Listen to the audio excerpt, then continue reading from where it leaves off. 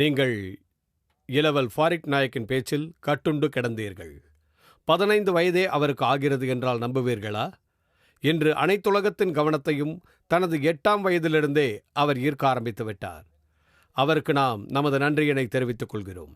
தொடர்ந்து இன்றைய நிகழ்ச்சி தலைமை பகுதியாகிய டாக்டர் ஜாகிர் நாயக் அவர்களின் பேருரையில் நாம் மூழ்கப் போகிறோம். கடவுள் உண்டா என்ற தலைப்பில் அரியதொரு சிந்தனை விருந்தினை உங்களுக்கெல்லாம் படைத்திட டாக்டர் ஜாகிர் நாயக் அவர்களை அன்போடு அழைக்கிறேன். இதோ doctor Zakir Naik. Who created the sun? He's Allah Almighty. Who created the moon? He's Allah Almighty. والصلاة والسلام على رسول الله وعلى آله وصحبه أجمعين. أما بعد أعوذ بالله من الشيطان الرجيم. بسم الله الرحمن الرحيم. سنريهم آياتنا في الآفاق وفي أنفسهم حتى يتبين لهم أنه الحق. رب اشرح لي صدري ويسر لي أمري واحلل عقدة من لساني يفقهوا قولي. மேடையில் அமர்ந்திருக்கும் கண்ணியவான்களே, எனது மதிப்பிற்குரிய பெரியோர்களே மற்றும் சகோதர சகோதரிகளே, உங்கள் அனைவரையும் இஸ்லாமிய முகமன் கூறி வரவேற்கிறேன். அஸ்ஸலாமு அலைக்கும் வரஹ்மத்துல்லாஹி வபரகாத்துஹு. எல்லாம் வல்ல இறைவன் அல்லாஹ் சுப்ஹானஹு வ தஆலாவின் சாந்தியும் சமாதானமும் அருளும் உங்கள் அனைவரின் மீதும் உண்டாவதாக. அல்ஹம்துலில்லாஹ். 13 ஆண்டுகளுக்கு பிறகு நான் இலங்கைக்கு வந்திருப்பது எனக்கு மிகுந்த மகிழ்ச்சியையும் சந்தோஷத்தையும் தருகிறது. நான் 13 ஆண்டுகளுக்கு முன்பாக 1997 இங்கு வந்தேன். மீண்டும் கொழும்பு நகரத்திற்கு வந்தது எனக்கு மகிழ்ச்சி அளிக்கிறது. இது ஒரு மாபெரும் கூட்டம். அல்ஹம்துலில்லாஹ். இதற்குரிய நற்கூலி உங்களுக்காக அல்லாஹ் சுப்ஹானஹு வ தஆலாவிடம் இருக்கிறது. இந்த கூட்ட அமைப்பாளர்களுக்கும் நன்றியை தெரிவிக்கிறேன். இந்நிகழ்ச்சியை ஏற்பாடு செய்த முஸ்லிம் இயக்கங்களின் சம்மேளன அமைப்பாளர்கள் என்னிடத்தில் சொன்னார்கள், எல்லா முஸ்லிம் இயக்கங்களும் ஒருங்கிணைந்து ஒரு நிகழ்ச்சியை நடத்துவது இலங்கையில் இதுவே முதல் முறை என்றார்கள். அனைவருக்கும் சமாதானம் உண்டாக ஒரு ஒப்பற்ற நிகழ்ச்சி இது. இந்த நிகழ்ச்சியின் லட்சிய முழக்கம் என்னவென்றால், சமயத்தின் மூலம் சமாதானம். மேலும் என்னுடைய மகன் சமயத்தின் மூலம் சமாதானம் என்ற தலைப்பில் பேசி இந்த நிகழ்ச்சியை ஆரம்பித்து வைத்தார். இப்போது நான் இந்த நிகழ்ச்சியின் 2வது பகுதியை நிறைவு செய்வதற்காக வந்திருக்கிறேன். இறைவன் இருக்கின்றானா என்பது என்னுடைய தலைப்பு. என்னுடைய மகன் ஃபாரிக் நாயக் பேசியதை கேட்டீர்கள். இறைவன் ஒருவன்தான், அவனுக்கு உருவம் கிடையாது, அவனை மட்டுமே வணங்க வேண்டும் என்பதை நிரூபிக்க பல வசனங்களை மேற்கோள் காட்டி அவர் பேசினார். பல வசனங்களைச் சொன்னார். கிறிஸ்தவ மதம், இந்து மதம், யூத மதம் மற்றும் இஸ்லாத்திலிருந்து அவர் பல மேற்கோள்களை காட்டினார். ஆனால் எந்த மதத்தையும் நம்பாத மனிதர்களுக்கு நாம் சொல்லத்தக்க செய்தி என்ன? அவர்கள் எந்த ஒரு மதவேதத்தையும் நம்புவதில்லை. அப்படி இருக்கையில் அவர்களுக்கு இறைவன் இருக்கின்றான் என்று நாம் எப்படி நிரூபித்துக் காட்டப் போகின்றோம்?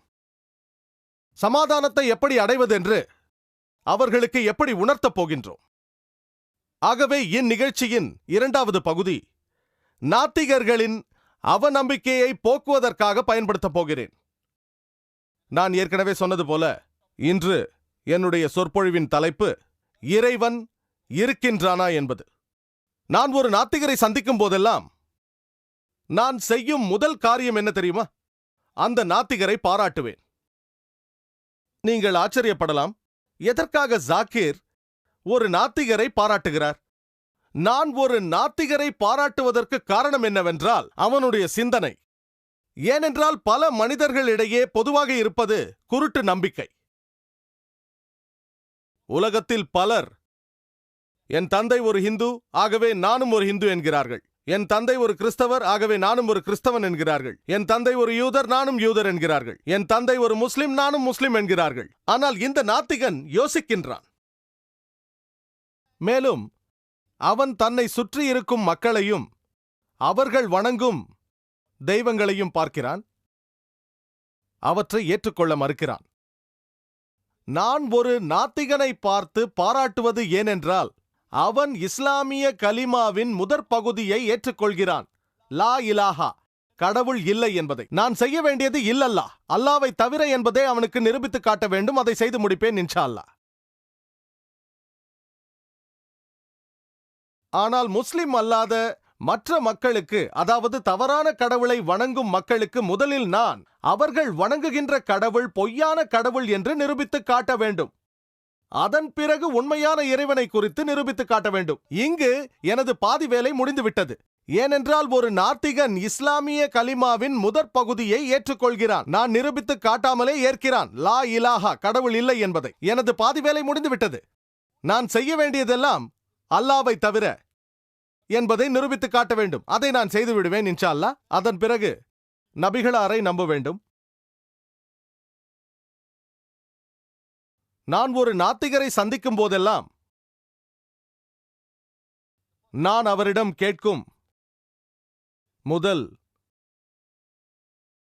கேள்வியானது கடவுள் என்றால் என்ன என்பது. உதாரணத்திற்கு, இது ஒரு புத்தகம் என்று நான் சொன்னால்,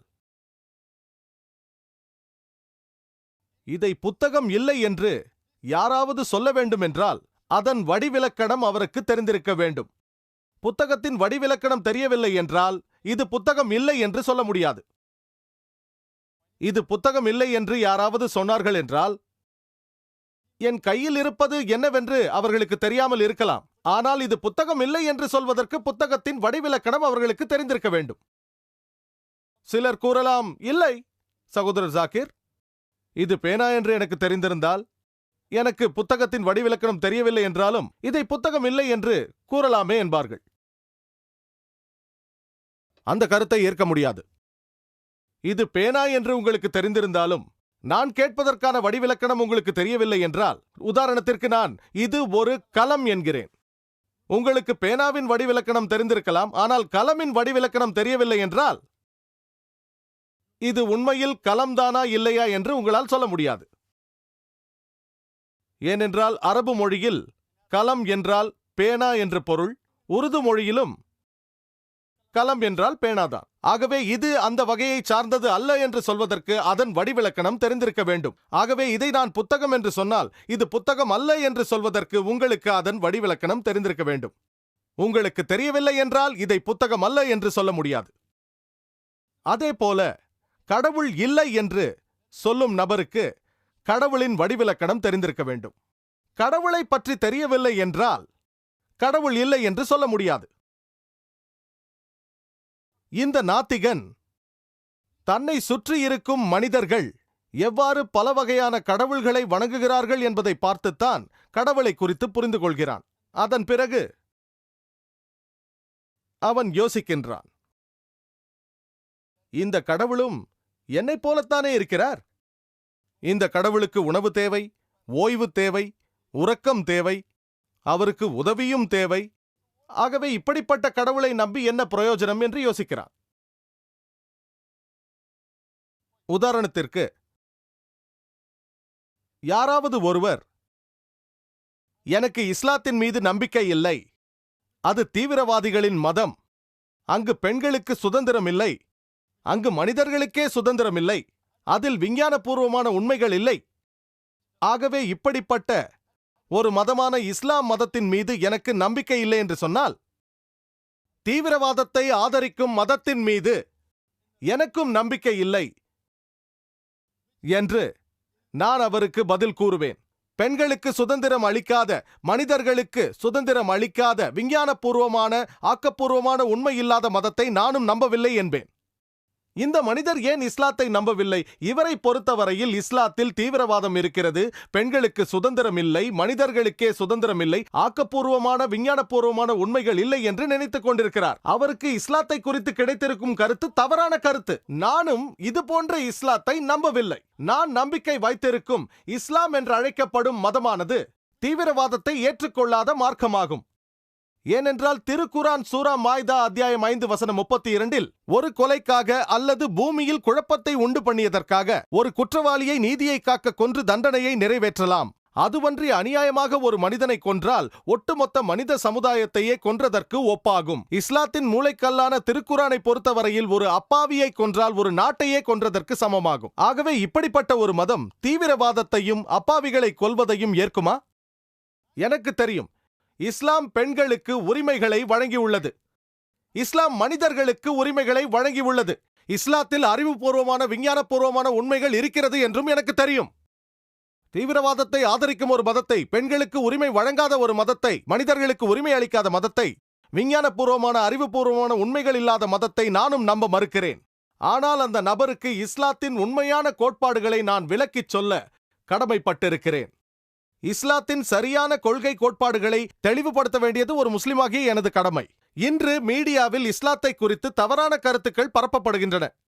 முஸ்லிம் அல்லாத பல மக்கள் இஸ்லாத்தை குறித்து தவறாக புரிந்து கொண்டிருக்கிறார்கள். ஏனென்றால் மீடியாவிலிருந்து அவர்களுக்கு தவறான தகவல்கள் கிடைக்கின்றன. மீடியா இஸ்லாத்தை குறித்து தவறான தகவல்களை பரப்புகிறது. இஸ்லாம் தீவிரவாதிகளுக்கு ஆதரவு அளிக்கிறது, இஸ்லாத்தில் பெண்களுக்கு உரிமை இல்லை, இஸ்லாத்தில் மனிதர்களுக்கு உரிமை இல்லை, இஸ்லாமிய மதம் அறிவுபூர்வமான விஞ்ஞானபூர்வமான உண்மைகளை ஆதாரமாக கொண்டது அல்ல. ஆகவே நான் சொல்கிறேன், இப்படிப்பட்ட இஸ்லாத்தை நானும் ஏற்க மறுக்கிறேன். எந்த ஒரு அப்பாவி மனிதனையும் கொல்லக்கூடாது என்று நம்புகிற உண்மையான இஸ்லாம் மதத்தின் மீது எனக்கு நம்பிக்கை உள்ளது. பெண்களுக்கு உரிமை வழங்குவதில் எனக்கு நம்பிக்கை உள்ளது. அறிவுபூர்வமான விஞ்ஞானபூர்வமான உண்மைகளை ஆதாரமாக கொண்ட இஸ்லாத்தை நான் நம்புகிறேன். அதேபோல் ஒரு நாத்திகன் கடவுள் இல்லை என்று சொல்லும் பொழுது தன்னை சுற்றி அவன் பார்க்கும் கடவுள் கோட்பாடுகளையே அவன் மறுக்கின்றான். அவனை பொறுத்தவரையில் எல்லாம் வல்ல இறைவனுக்கு உணவு தேவை, பருக நீர் தேவை, அவருக்கு ஓய்வு தேவை, அவருக்கு உறக்கம் தேவை, அவர் தோல்வியை சந்திப்பார், அவரை துன்புறுத்த முடியும். இப்படிப்பட்ட ஒரு கடவுளை அவன் தன்னை சுற்றி பார்க்கும் பொழுது அதை நான் நம்பவில்லை என்கிறான். நான் அவனிடம் இப்படிப்பட்ட கடவுளை நானும் நம்பவில்லை என்பேன், லா இலாஹா. ஆனால் உண்மையான இறைவன் அல்லாவை நம்புகிறேன். இல்லல்லாஹ். ஆகவே நான் அல்லாஹ் சுப்ஹானஹு வ தஆலாவின் உண்மையான கோட்பாடுகளை அந்த நாத்திகனுக்கு விளக்கிச் சொல்ல வேண்டும். என்னுடைய மகன் ஃபாரிக் அல்லாஹ் சுப்ஹானஹு வ தஆலாவின் உண்மையான கோட்பாடுகளை தெளிவாக விளக்கிச் சொன்னார். அவரது சொற்பொழிவிலிருந்து சில கருத்துக்களை நான் முன்வைக்கிறேன். யாராக இருந்தாலும் அல்லாஹ் சுப்ஹானஹு வ தஆலாவை வர்ணிப்பதாக இருந்தால் அவர்கள் பயன்படுத்த வேண்டிய திருக்குரானின் வசனம் சூரா இக்லாஸ் அத்தியாயம் 112 வசனங்கள் 1-4 வரை அவை சொல்கிறது. குல் ஹு அல்லாஹு அஹத், கூறுங்கள் அவன் அல்லாஹ் ஏகன், அல்லாஹு சமத், அல்லாஹ் எந்த தேவையும் அற்றவன், லம் யலித் வலம் யுலத், அவன் பெறவும் இல்லை பெறப்படவும் இல்லை, வலம் யகுல் லஹு குஃபுவன் அஹத், அவனுக்கு நிகராக எவரும் இல்லை.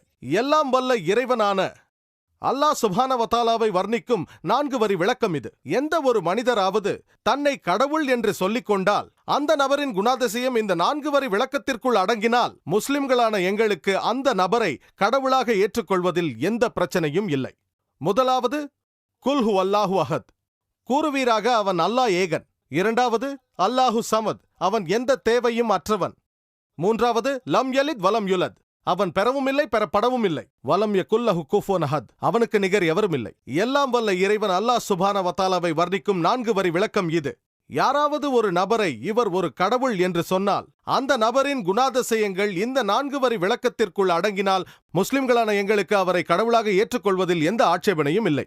இந்த சூரா இக்லாஸ் அத்தியாயம் இறையியலின் உரைக்கல்லாகும். இறையியலைத்தான் ஆங்கிலத்தில் தியாலஜி என்பார்கள், அதாவது கடவுளை பற்றி தெரிந்து கொள்வது. சூரா இக்லாஸ் அத்தியாயம் இறையியலின் உரைக்கல்லாகும். யாராவது ஒருவர் இந்த 4 வரி விளக்கத்திற்குள் அடங்கினால் அவரை கடவுளாக ஏற்றுக்கொள்வதில் முஸ்லிம்களான எங்களுக்கு எந்த பிரச்சனையும் இல்லை. உதாரணத்திற்கு,